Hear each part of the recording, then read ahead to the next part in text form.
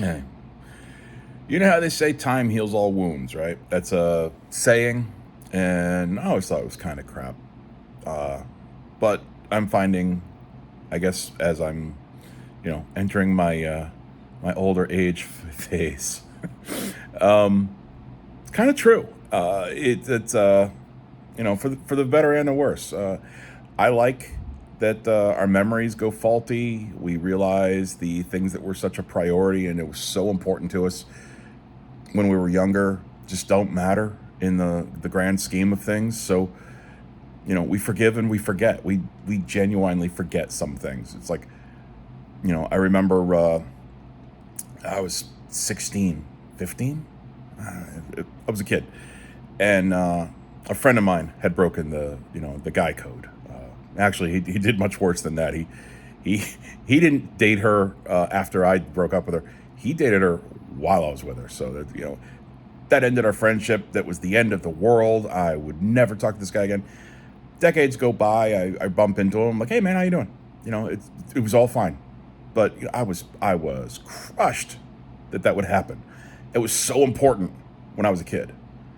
Years later, I'm like, so, you know, um, but it also happens in the positive side of things, where I, you know, uh, I might just be describing growing up. I don't know. You know, when Star Wars, I was a huge Star Wars nerd. I love Star Wars. Grew up on it, so it's my generation of 4, 5, and 6. Those were the movies. When Episode One came out with Jar Jar Banks, I railed against it. I'm like, this is trash. Why am I watching 20 minutes of pod racing and a guy in a suit? I did not like the prequels. I watch them now. They're good. I like them. There's certain things I cut out.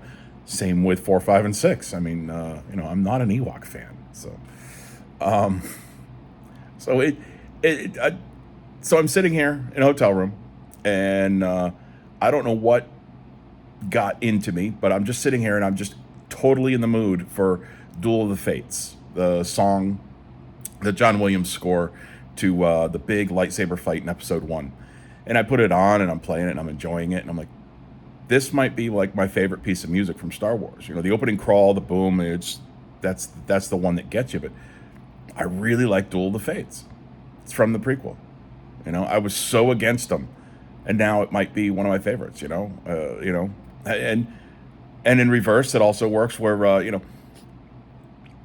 when you go to the movies. I've gone back when we used to go to movies, back in the old days, kids. You'd go to a movie and you wanted to like it. You're like, okay, it's got so and so stars. It's got this director. It's got a theme that I like, and you watch the movie and you come away from it and you're like, that was great. I can't wait, to see it again. We're gonna buy it on DVD as soon as it comes out, and then a year goes by. You've watched it on DVD and you realize this movie sucks. This is terrible. It's the event that you enjoyed, going out to dinner with your family and going to a movie and getting popcorn or whatever. That was what was so thrilling about it.